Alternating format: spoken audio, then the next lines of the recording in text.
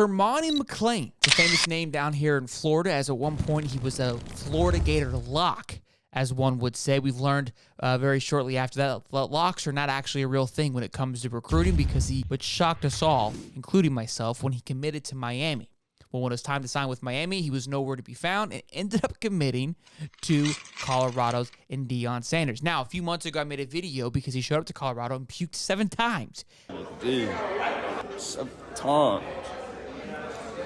I'm down bad right now, boy. On his first day of practice, and I made a video, and I got some hate for some flack, and I was picking on a high schooler or having hate towards him, and all I was saying is like, look, a little unprepared, and I'm not surprised because sometimes these big-time studs show up thinking that they're going to be the man and get punched in the mouth. Well, Coach Prime had some things to say about Cormani McClain and his lack of playing in the first 4 games for Colorado, and here's what he had to say. Last week that Cormani seeing the field was up to Cormani.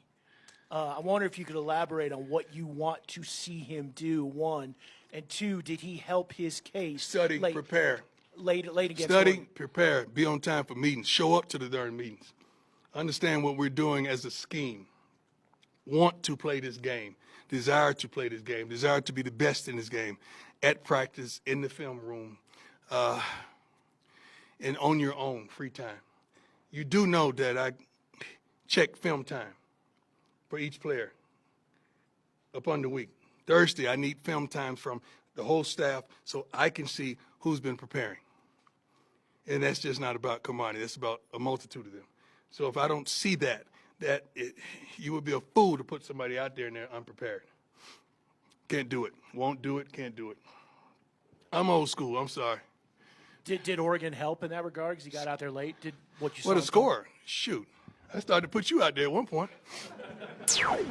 Coach Prime, he didn't want the truth bombs, baby. He didn't want to practice. He didn't want to film. He didn't want to be on time. Again, walk around campus. I'm assuming thinking he's the man, and you're just not. You're not cutting it. And now I'm starting to think, like, look, maybe him showing up, throwing up 7 times, sure, college practice is much harder than high school, but is it an ego thing? Is it an attitude problem where you think that, hey, I'm Cormani McClain. Everybody in the country wanted me. I should just be able to walk on and play. No. I don't care how talented you are. You got to do what everyone else is doing. I love that. I love that it's keeping it in check. Love that we get to hear from it. Most coaches will give you the coach talk, right? Yeah, it's an internal issue we're working on. I hope we'll see on the field eventually. No. we got all of it. We got all the laundry, right? We got showing up late. We got not watching film, not wanting to practice hard, not wanting to be elite, all those things. And basically, he says, the reporter goes, well, what about Oregon? He goes, I'll put you in Oregon. Basically, compare Cormani to a reporter, the same level of talent. That, look, we got our ass whooped. I didn't care who was out there. I won't have my guys out there, though.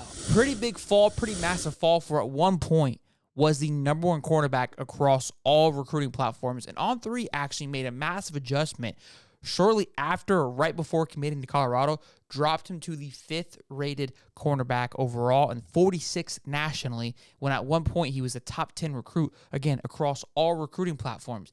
It may seem that On3, and I give On3 a hard time on the recruiting cycle, may have nailed this one on the head here with, again, dropping him down a little bit. Maybe they saw a lack of work ethic at the end there that made him adjust a few things. Again, they do take that into consideration of kind of just their mentality, how they are on their visits. Maybe they heard something through the grapevine that made them feel a different way, because I'm pretty sure his high school team won the state championship. So it wasn't lack of production on the field by any stretch of the imagination. So it's an interesting one, obviously, with Florida being invested in with that. And again, him being a massive topic of discussion last year, just with how his entire recruiting cycle went.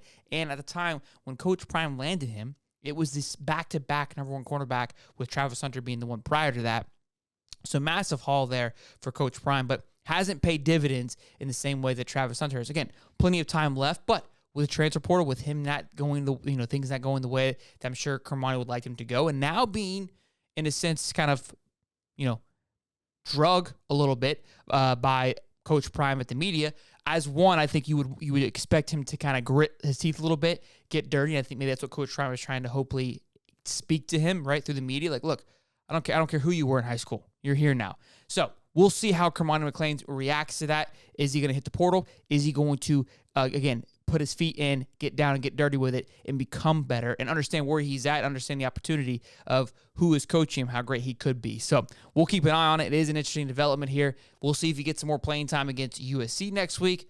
By the sounds of it, doesn't sound like he will, but maybe towards the end of the year, things will turn the right direction. So be sure to like and subscribe, boys. I'll see you guys in the next one.